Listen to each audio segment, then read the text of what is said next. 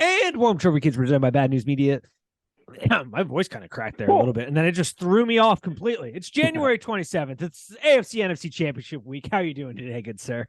Hey, Nate. I am doing fantastic. How are you? We're off to a hot start. um, oh God, I gotta say, I gotta give myself a little round of the pat. We're back. Last week we had a bit of an issue, aka I had a power issue where the block just went down.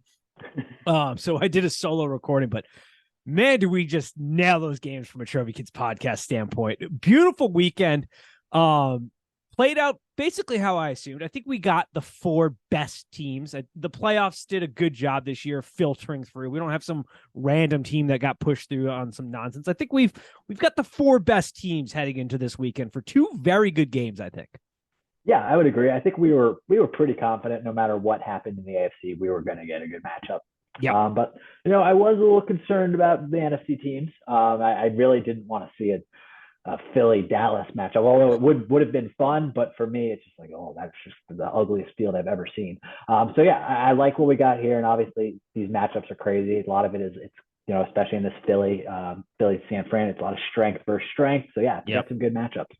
It'll be a good one to dive into. I do owe you and the listeners an apology, though. I talked you all into the Bucks, and I apologize. I bought into that we're healthy narrative. Tom's coming back, and I wanted to puke all over myself watching that game. I know we're going back 2 weeks here, folks, but my God, that was one of the most embarrassing football games I've watched as a Tampa Bay Buccaneers fan, and I've seen some embarrassing football in my lifetime. Oh, of course. Holy mackerel, did we miss the mark? Yeah, it was terrible, and just for it to be the Monday game, the day where there's the one singular game, it's like, damn it. And I'm mad at myself. I don't really blame you. I blame myself because you already know I haven't been very high on your Bucks in this podcast this year, so I don't know why I was suddenly like, oh yeah, they can beat Dallas, who at times looked like the best team in the NFC. So I don't know what I was really thinking there. So I kind of blame myself there. So don't worry about it. It was an absolute man. Thank God we're firing coaches left and right, which makes sense. Leftwich had to go. I mean, in the 4 years he's been there, the up to this year, we were a top 3 scoring offense. This year we were 25th. It's like, okay. So Bruce was really right. All the rumors about Bruce was being the problem seem to be overstated. Bruce seems to be the one thing that kept this train going. Yeah, definitely. And Bruce, he was willing to be a risk taker and stuff like that. And when you have the Leftwich, I'm spacing on the former. I always space on your coach's name, the former Todd Bowles. Todd Bowles, the most one of the most conservative defensive coaches in the NFL. He's one of those old school, Ron Rivera, Lovie Smith type coaches, honestly. Yeah. So you're going to get not the same product as if you had with Bruce, who was willing to take some risks and stuff. That's the real problem is, like, I get we fired coaches. Leftwich had to go. Some of the other coaches, running back coaches, all that had to go. It clearly wasn't working. We're going to try to rebid for Brady here. I don't think we're going to sign him again. Maybe, though, because, I mean, as everybody wanted to speculate, he's going to Miami. It's like, well, no, Giselle lives in Miami. The kids are going to school in Miami. But he might want to stay in the greater state of Florida and not have to move around the country. We may get him, but having Todd Bowles stay is probably not winning him over necessarily. Yeah, definitely not. And on that whole Brady thing, I know I don't want to get too crazy off topic and everything here, but the whole Brady thing and where Tom ends up, and also looking over at these Aaron Rodgers going to the Jets rumors, I'm like, there's too many good quarterbacks in the AFC. Why would you even want to go there? That's the most insane thing. I don't understand all these rumors of these quarterbacks moving. Who wants to play in the AFC right now when you can play in a very weak NFC that is not going to be up to par? Like, outside of the 49ers and Eagles, who's really competing in the NFC? The NFC, if Rodgers and Brady goes, we're looking at Jalen Hurts is number 1, Dak and Kirk Cousins. Is that the top 3? Like, what? It's ridiculous. Oh, such an easy. Yeah, it makes no. I don't understand these. Like, why would he go to Los? Why would I mean, maybe he will, because it is Tom Brady, and we probably should get off the topic here in a minute. But it's like the rumors to the Raiders makes zero sense. Like, his kids are in Miami. He lives in Florida right now.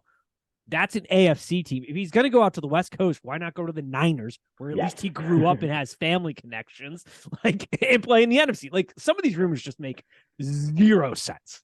Zero sense. And you know, right now, especially in the AFC, the young freakazoid talented quarterbacks are taking over. So I would hang out in the NFC. Yes, I would as well. Speaking of AFC quarterbacks, before we dive into the game, do a little cleanup here. I am getting I don't know if you're as annoyed about this, but I am very annoyed about the Josh Allen Cam Newton comparisons. That man is not Cam Newton. I do think, and I'm not the first one to do this, I've seen this though. I do like the comparison that he's going to be the next Phillip Rivers, because I think that Buffalo window, and you may disagree, but I think we've seen that window closing, and he's going to turn into the Phillip Rivers years where it's like they win an absurd amount of games in the regular season, put up ungodly numbers, and then something unfortunate happens in the playoffs, and he just never wins the Super Bowl.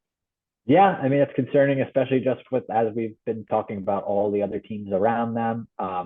They need to rebuild that team a little bit. The offensive line is horrific. He is constantly running for his life, making just whatever he can, making anything happen that he possibly can. So yeah, I could definitely see that. And I mean, there's definitely, I don't totally believe in curses, but the Bills. I don't know. They need to do a seance or something in that stadium. Call the Winchester boys and get some supernatural magic going. Like something wrong is happening in Buffalo. For sure. But this is the problem. I mean, and the matchup, we'll talk about the Bengals Chiefs here in a minute, but like I teed up that matchup perfectly because we so over speculated the line, and that's just more media hype. But like, this is the problem when you hire a defensive minded head coach. Sean McDermott, one of them, great head coach, turn that organization around. But the problem is you're always going to be reliant in today's NFL on hiring great offensive coordinators who are eventually going to get picked off. And I do think the Brian Daboll effect is real. Like, it's no coincidence that Josh Allen went from a turnover prone guy to not a turnover prone guy when Daboll's there. He leaves, he starts to become more turnover prone. And then Daniel Jones, who's been turnover prone his entire career, all of a sudden doesn't be turnover prone and is doing magical things. Like, the Brian Daboll effect's a real thing. And that's the unfortunate part about when you hire these defensive minded guys instead of offensive minded guys. Yeah, you might lose your OC, but the system stays the same because it's the head coach's offensive minded system. And I think that was a real problem. Ken Dorsey is a good offensive coordinator, but he couldn't make the adjustments Daboll did. He couldn't rein in Josh Allen. It seems like maybe there wasn't a full faith in the system. You could see the frustration on Diggs. And it does maybe feel like that Bills window, because windows in the NFL close very quickly, might, not saying it's over, because we all know football's a crazy sport. Injuries can line up. The stars can line up. They could still win a Super Bowl, but it does feel like we started to watch that window start to close with all the other teams in the AFC and how they're built. Yeah, a little bit. I mean, just pointing little things out. Tre'Davious White wasn't the same player this year coming off the injury. I do like Gabe Davis, but Gabe Davis is not a number 2 wide receiver in the NFL, in my opinion. So, I mean, I think they probably should bring someone in there. I like Ken Dorsey, but I do feel like Ken Dorsey is really good at, the stuff that he goes in scripted, but then once he kind of has to make adjustments, it ain't always great, in my opinion. Yep. And then lastly, I just think one of the funniest things is this team has Jamison Crowder, Isaiah McKenzie, and Cole Beasley. They are all the same person. Yes. Yeah, not a great look for the GM talking shit about the Bengals stinking to get Jamar Chase, which, by the way, was a season Joe Burrow didn't play because of his ACL. But it's like, hey, man, you might want to stink to get another wide receiver, too, because that wide receiver core is looking rough. I would not be putting a spotlight towards your by calling out other wide receiver cores when that's what it looks like. Yep, agreed. That's been one of the funnier takes, too, on the internet with this absurd Hamlin conspiracy theory that he's actually passed away. It's like Cole Beasley would be the first guy to blow the whistle on that. Like, if the vaccine was in charge there, Cole Beasley would be on a microphone right now. You'd be like, I was right the entire time. You know it. Yep.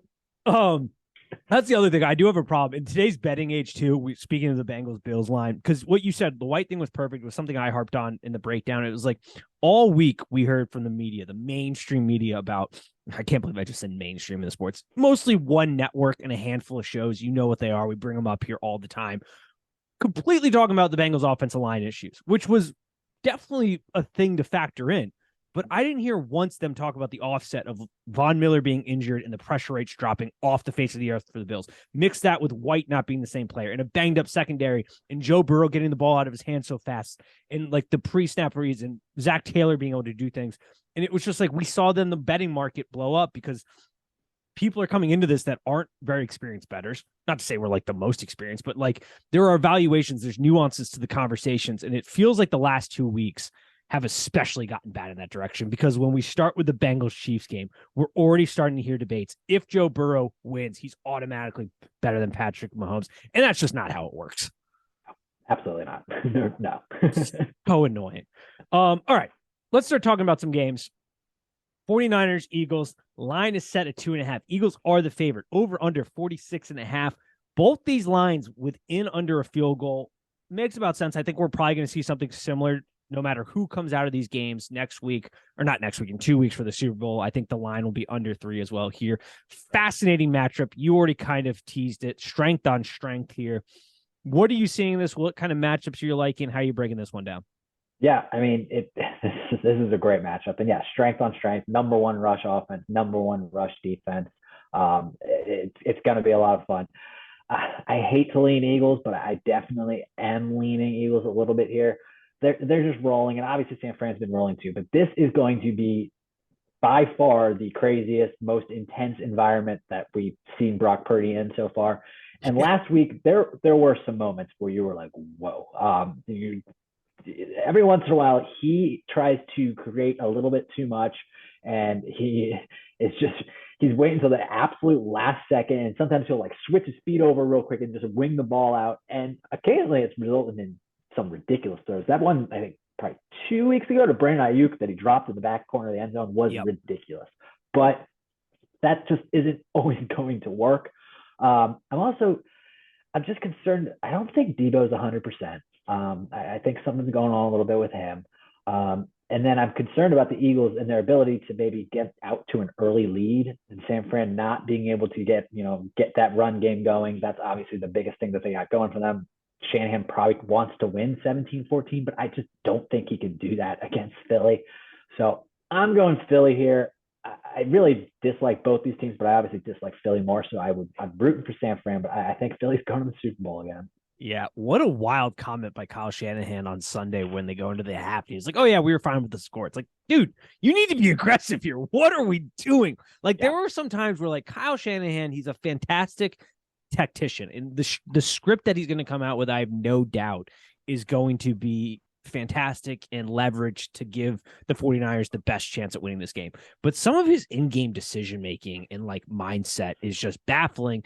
And then you remember, like, oh yeah, this is why the Pats were able to come back on the Falcons, is because, that's what I say. PTSD.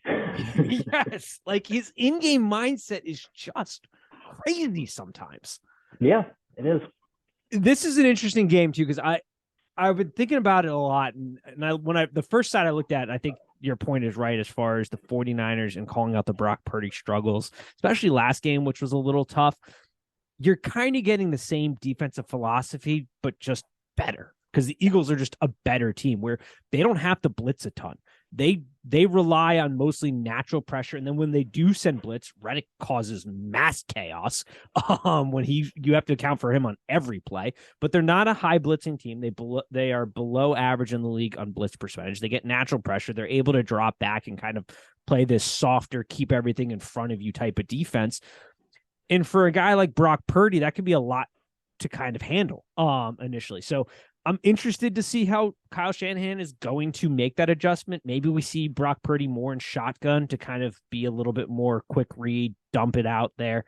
I think a Debo rushing prop might be interesting here, because I do think when the Eagles seem to be a little bit more aggressive on the defensive line. They don't not super, because their whole goal is just get after the quarterback, bring natural pressure. There might be some opportunities for some jet sweeps here and things like that with Debo. So like a Debo rushing prop might be interesting here. I'm kind of with you. I'm having a hard time with this, but then I flip the field and I'm wondering if the Eagles can be aggressive here and score points, because the under's starting to look decent. How do you feel about that Eagles offense versus this 49ers defense? One thing I can't wait to watch, I was just thinking about, is just, I think very quickly, Fred Warner is becoming one of my favorite defensive players to watch. He is absurd. So I'm excited to see him against the run. And then, I mean, last week we see him blow up runs, and the next play he's running down the seam step for step with CeeDee Lamb. I'm just like, what is going on here? Yes. I mean, this team went from, I mean, there was obviously a little bit of a gap, but they went from Patrick Willis and Navarro Bowman to Fred Warner, and Dre, based on Dre's last name. But I mean, just, yeah, Dre Greenlaw. So yeah, Fred Warner and Dre Greenlaw. I mean, they're just studs. So I'm looking forward to that matchup. I don't know. It's hard to say because San Fran's defense is so good, but Philly, obviously, they have the ability to be high flying as well. That's going to be the best matchup. I like watching that matchup much better than, the San Fran offense versus Philly defense. Yeah, I'm with you. I'd be interested to see where this number goes from a liability standpoint. It's certainly both these teams are in teaser marks right now, and we'll talk about the number swings on the Bengals Chiefs matchup, which is just absurd right now in the way that line has moved. But I'd be interested to see if this maybe hits a 3, because I think there's a danger here if you're the public in buying too much into what the Eagles did against the Giants. And this is something we talked about when the Giants played them in week 18, even though they did a better job. And this was something I was concerned about in the matchup last weekend, and that is Wink is one of the most stubborn defensive coordinators. He was going to be high blitz and man, and they were going to get burned. And that's exactly what he did, as opposed to rolling out what they rolled out in week 18 and had a little bit more success, which is kind of fall back into soft zones, more man pressure. DeMeco Ryans no idiot. He's going to adjust. He's got the linebackers to play against this defense. And I do wonder if they mimic a Bucs defense from last year when they played the Eagles, which is you don't blitz a ton. You get natural pressure, which the 49ers absolutely can do. I think they're going to pick on Lane Johnson, who's going to require surgery in the offseason.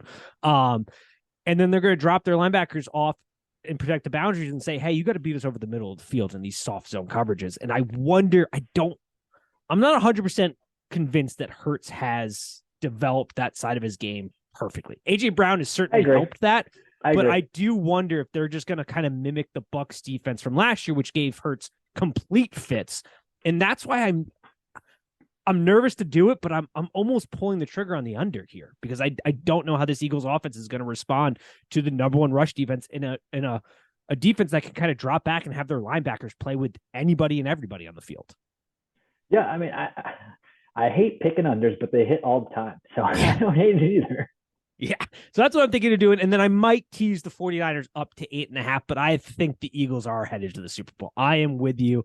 I'm going to wait to see what the number does on Sunday and see if it maybe moves to a 3, and then I might bite at 3 or whatever. But I think the under is going to probably be my play at Debo. Maybe prop is what I'll give out today. Anything else before we wrap that game up? No, that's about it. All right. Let's talk Bengals Chiefs. This number, holy moly, has this thing been moving. Look ahead line was 5.5 Chiefs favorites. Then obviously Patrick Mahomes gets injured. The Cincinnati Bengals blow the barn doors off the Bills in a dominating fashion. Number opens 1. Then we get Bengals moving all the way to -2.5. Now the number is back to +1 for the Bengals. Chiefs -1 because Patrick Mahomes isn't in a walking boot and the public is losing their minds over that. And so we're now back at 1. This line is just moving all over the place. I mean, it's kind of crazy to say. I have not pulled the trigger. I did bite initially at 1. And then when the Chiefs did move to +2.5, I teased them. And now we're back here. So I haven't given out a play just yet, but this game is, I mean, the matchups are just so much fun here.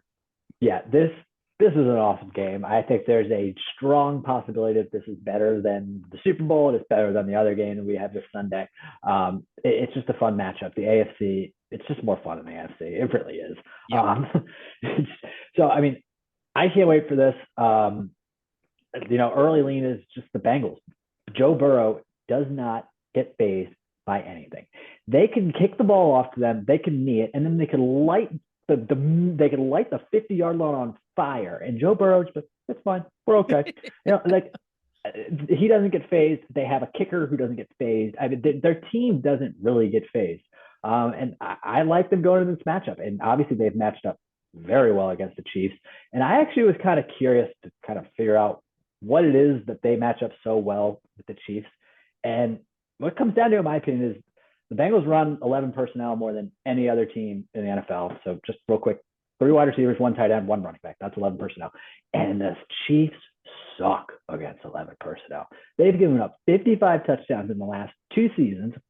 That's 11 more than the second next team. That is crazy. Unreal. And Joe Burrow in his they played 3 times in the last 2 years. Yep. I can't remember. Okay, yep. 3 times in the last 2 years against them. Okay, so they played 3 times in the last 2 years, and his quarterback rating in 11 personnel versus the Chiefs is 130. And they already kind of beat up on this team once. They ran all over them without Joe Mixon, who dominated last week, by the way. Yep. So they're getting Joe Mixon back, so I think they're going to be able to run all over them again.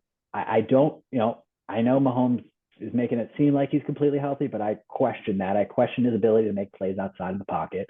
And now that, I've noticed without Tyreek Hill there, and when Kelsey's not getting open, which is rare, he's always open. Yep. But when he's not getting open, no one else is open. And Mahomes is extending plays or just running. So I'm concerned about that. So I'm going Bengals. They're the better team right now, in my opinion. Yeah, I was talking to my girlfriend who clearly is not a professional football player here, but she brought up the great point because everybody's losing their mind over him not being a walking boot. And she's like, well, yeah, of course he's not, because if you put him in a walking boot all week, the purpose is to have that kind of stiffen up and stabilize. They want him to be mobile and keep that loose. The problem's going to be when he's trying to cut and go vertically. Like, he'll be able to drop back fine, but it's moving within the pocket, not north and south. When he has to go east to west, is going to be a problem. And as a defensive lineman, knowing that he's weak that way changes the game completely. I think that's a great point about the 11 personnel. It makes a ton of sense. Last week, I thought the O-line play was over exaggerated for the reasons we talked about. Bills off defensive pressure had fallen off without Von Miller, banged up secondary. There is one problem with that applying this week, and the man's name is Chris Jones. And that is probably not going to be snowing. Maybe it will. Maybe they'll get a snow, and that will help with traction on the Bengals' part. But Chris Jones is a problem. Do you think that they can do a good enough job containing him to not overly affect this offensive progression? Well, I mean, this applies to a couple of things here. As you know, I am a firm believer in the due theory, and he is very due for a playoff sack. He has 0 in his career, which is unbelievable because he basically has a whole season of playoff games in his career. And obviously, due theory, Chiefs maybe due to win and beat the Bengals. But yeah, I do see Chris. I do see him being a problem because he's a problem for every team. And if he's going against backups, especially along the interior of the line, that's frightening. Yeah, I will say I have been hard on Zach Taylor, and the man deserves a round of applause. He grew up in front of our eyes. Everything that you had to do to help that situation, he did last week. It was perfect. Like, he has been what's holding this Bengals offense and team back. I've had that opinion for a while now. No more. That was a beautiful game, mixing great pre-motions, pre-snap motions, didn't have long developing plays all the time, like just did everything correct. And we talked about it at nauseum on the preview on Friday night or whenever I was doing that. I was delirious at that point. I recorded a whole podcast without realizing the mic was off, and then I had to re-record on Friday night. Ooh, glad I missed the pod. Yeah, I did a live show on YouTube. Mic was off. There was no sound coming out. That's hilarious. At nauseum. I mean, Zach Taylor, I can't. The dude deserves his roses. He absolutely now is not a liability, and it's an interesting matchup. Him versus Reed, there, and Lou versus Spagnuolo, and the way they pair up. The interesting thing, I'll be interested to see how the Chiefs attack this, because they're going to be watching that Bills game, and as a defense, we've talked about this. The Chiefs' whole philosophy is, because our offense is so good, we just have to build it to protect leads, and so they're less aggressive. But you can't do this with the Bengals offense. That's what the Bills try to do. They played off coverage, and Jamar Chase and Higgins and everybody else had field day with under routes and getting off the line and getting in their space. You have to crowd the line, because also part of it is Joe Burrow is incredibly smart. He does his studying. He gets the ball out incredibly fast. It is quick. He has trust in his wide receivers. And part of that is because when you play off coverage, he knows his guys are going to get the space they need. And so I'll be interested to see how the Chiefs adjust that.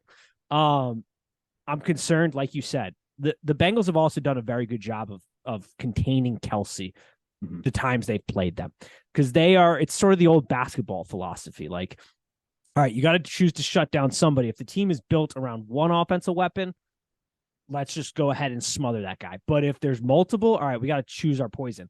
Unfortunately, you don't have to choose your poison anymore because Hill isn't here. There aren't a ton of burners. You can really just say, we got to try to eliminate Kelsey as best as possible. The linebackers for Bengals can cover. They do a great job, and they added additional guys so they can roll out 5 DBs and they can play. I mean, Cameron Britt is not afraid to come up and make a tackle. He's been phenomenal.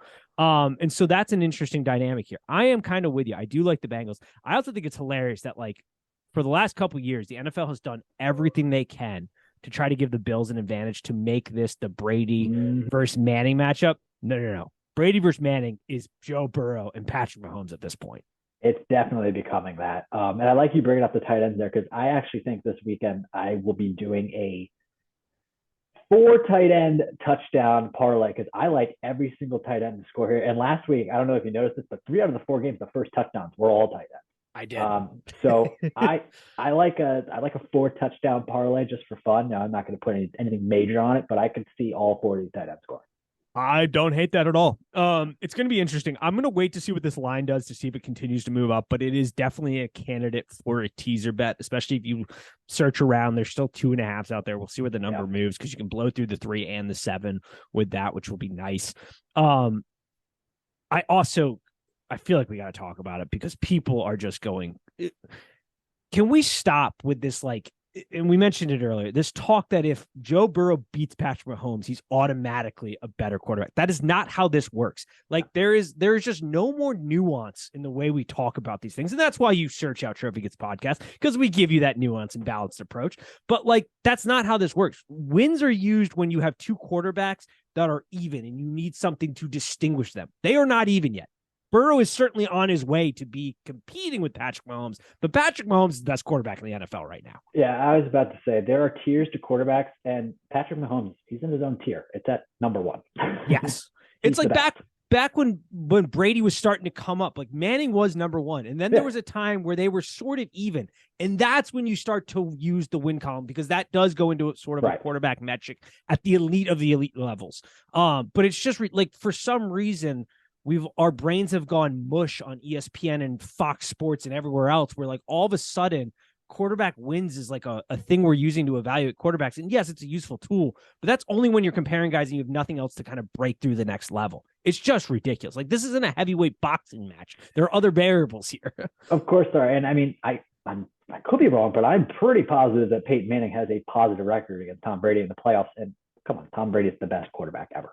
Best to ever do it. And the other thing too, it's like that's even the best part is like the numbers don't even favor Joe Burrow yet. Like Joe Burrow has as many losses at this point in his career that Patrick Mahomes has in his entire career, and he's gotten a hell of a head start. The guy's been to 5 AFC championships in a row. He's won a Super Bowl. His numbers aren't like Joe Burrow's.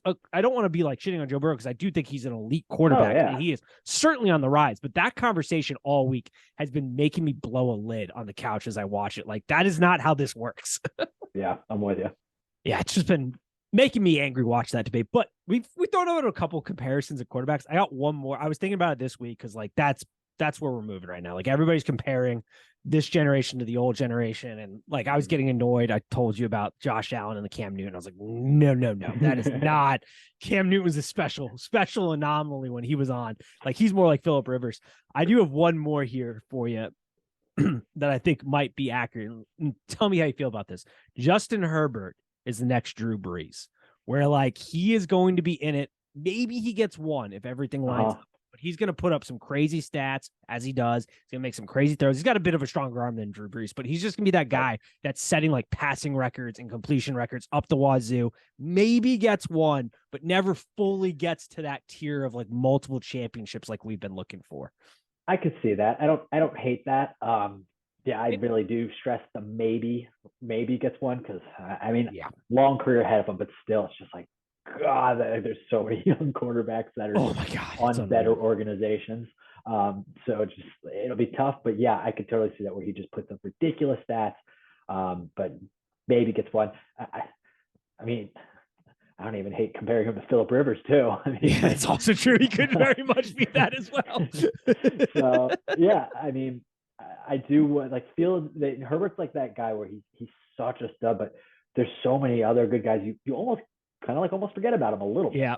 They also need to, I don't know what they're doing in that athletic training room, but they might need to consider getting some fresh blood in there because, my God, can that team not stay healthy? That's another team that might need, I mean, they did move stadiums, so we can't say it's all in the stadiums, like it's Right. buried on some burial ground or something. But, like, my God, they need some voodoo magic to get rid of whatever demons are going on with that organization.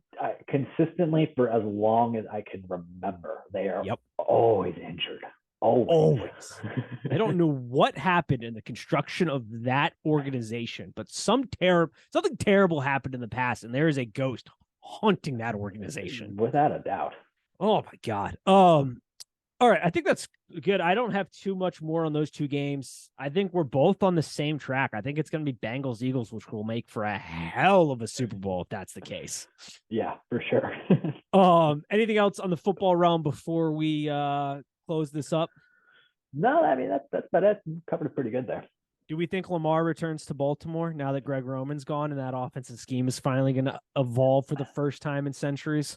I think it's just so hard for them just to let him go. I think it's a franchise tag. I don't think it's a long-term deal. So yeah, I think he returns on a franchise tag, but let's just hold out hope that he just moves a little south. 30 minutes. You can keep your house. Speaking of that, I saw something. I don't think it's going to happen. PFT commentator just retweeted it. Potential trade. You trade Payne for Justin Fields because the Bears need a defensive tackle, and they trade out to draft the top pick. Sure, let's do it. I'm in. I was like, I don't think they're going to make that trade, but man, would that be a steal? It sure would. But yeah, Lamar in Washington, that could be fun. I mean, it looks like Miami's going to keep Tua from all I can see. Who knows what will happen there, but I don't think that's going to happen, unfortunately. But Washington could be nice to him. Could be. I said, I don't know where he lives in the area, but he could certainly keep the home. Yep. I mean, they're going to have to tear up that field and put something better in. Otherwise, his knee is gone in about a month. But outside of that, could be nice for him. Yeah, I'm with you.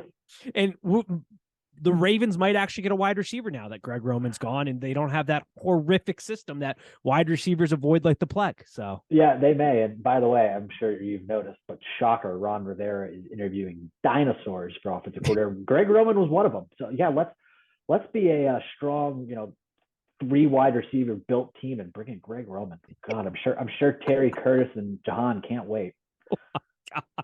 Oh my God. Yeah, that's my fear with the Bucs. I don't know who the hell Todd Bowles is going to bring in, but I have a feeling it's not going to be good. It'll be a dinosaur. I'm honestly, to be honest, I'm not even mad about it. I sort of hope that Brady retires, but which I don't, because Greg Olsen, by the way, phenomenal in the boot. Fantastic. I am on the Greg Olsen trade. I don't want Tom to replace him. He was on his P's and Q's phenomenal. Like the difference between going from Romo in that game to Greg Olsen in that night game was night and difference. Like that was the best thing ever. He's prepared. Imagine that.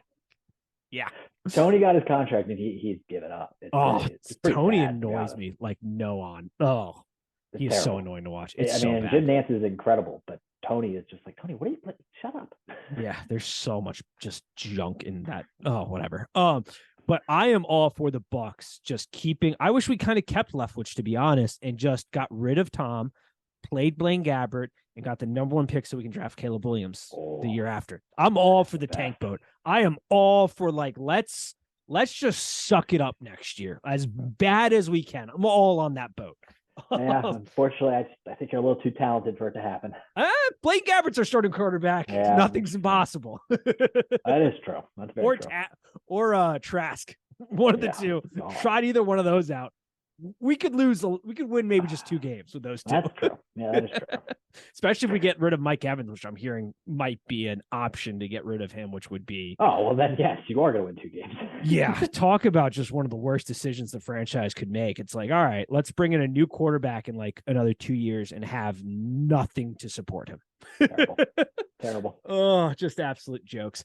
Before we wrap this up, we were talking privately. I feel like we're a sports show. We should bring this up. UFC needs to get its shit together. These prices and the cards that they are pummeling out have been horrendous. That 99 cents fee that ESPN Plus hit this week. Woo, not a fan. Gotta tell you, not a fan. They took the annual fee out, and I reviewed the last card that just took place, and I was like, what's going on? Like, why am I paying for this? And then I mean, obviously, Francis Ngannou's gone. There are some. I'm sure you're already aware. There are some Connor Ultimate Fighter whispers. Yes. That might get me a little excited. That might be a little nostalgic. It won't. It won't be as classic as the original. No way. No. But God, what a wild one that was when he did that last time. I still go back and watch some of those clips because they are absolutely hysterical. He was on top of Mount Everest at that point. Yes. But yeah, I mean that will at least get me a little intrigued. And you hear the John Jones rumbling, but still, these cards are rough.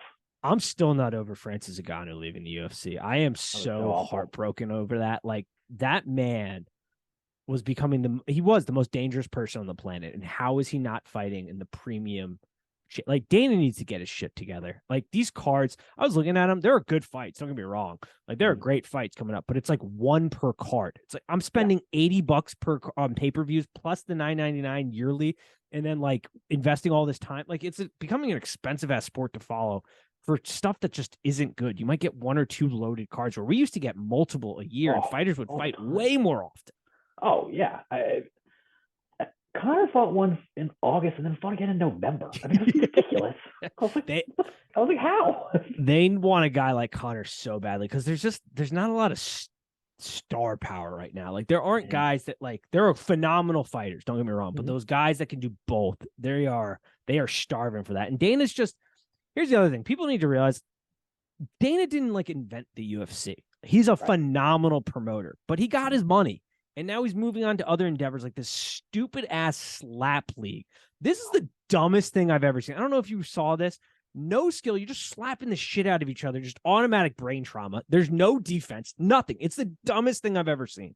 I saw the first clip on Twitter, whatever, probably the next morning when everyone was seeing it. And my instant reaction when I first heard the slap, I was like, oh. But then, like, as soon as I hit the grab, they're in the fencing pose. I'm like, okay, this is uncomfortable. And the refs in there, you got 30 seconds. You're fine. I'm like, are we sure? I saw a clip where a dude's face literally shifted the entire direction and never shifted back. Like, his face got rearranged on a slap. Like, what are we doing? It's crazy. And you look at these people, they're like plumbers. Yeah. This is like, we're just taking advantage of, like, people right now is what we're doing for like 10K. There's no defense. There's no skill to it. Like, the UFC is one thing. We love it because there's an actual skill factor to it, and there's technique and all this other stuff. These dudes can't even defend themselves. I can't believe they got a state to license this. Me too. And they're not getting like paid like enough real dollars. They're really doing it for like attention dollars. It's ridiculous. The dumbest thing I've ever seen. Like, Dana's just like looking for money grabs left and right at this point. I agree. I do think, I did a slight prediction that in 2023, Dana will step down as UFC president.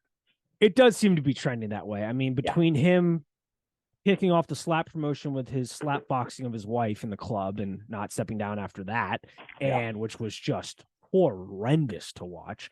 The way the cards are going and the UFC sort of decline. Like, there's nobody really, like, the PFL is not pushing them. There's no other option right now, but like, it's not the same. And now you've got this thing. It's just, I don't hate that. I could very well see it. And it might be time. Like, it might be time for some more fresh ideas and some new leadership to kind of push them to the next level. It might be, and you do wonder, like, it doesn't really matter because Conor never fights, but like, how will that impact like the relationship between Conor and the UFC? Because obviously Dana is in love with Conor, but it doesn't really matter because Conor just refuses to fight anyway. So and Conor's also on a weird personal he's a weird person. He's gotten weird. He used to be like really cool and entertaining, but now it's like he used to be like the best weird guy. Like, you see the behind the scenes and the way he interacted with people, and just like his whole persona was just like great. I mean, he was like, he put on the Conor persona for like promoting fights, and then everything off camera was different, and everybody spoke nice words. And now he's like punching old dudes in bars, and he's posting videos of. He's a bizarre dude. He's bizarre. Yeah, like, it's just, and his face is swollen up, which to me, I don't know personal life, but like, leads me to believe there's a lot of booger sugar going on in his world. So it's just, this is not going well. Right. We'll see. I don't know. We'll talk some more UFC as those cards go. I like this week picks. Hopefully we give some good ones there. I love that the Bengals are now becoming the NFL's version of anywhere, anytime, we'll show up and punch you in the face kind of team. People are somehow pushing the notion that we're going to get sick of Joe Burrow because he's getting cocky. And I was like, he's the different type of cocky. Like, he's not in your face. He's just confident at this point and just the absolute best. It's a heavyweight fight this weekend between the Chiefs and Bengals. And I'm very, very excited for what should be, no matter what, a great Super Bowl. Yeah, I agree. And yeah, Joe Burrow, he has like a quiet confidence about himself. It's awesome. The absolute best. Anything else before we wrap this up? No, that's about it. Beautiful. As always, we'll see you next week. Peace.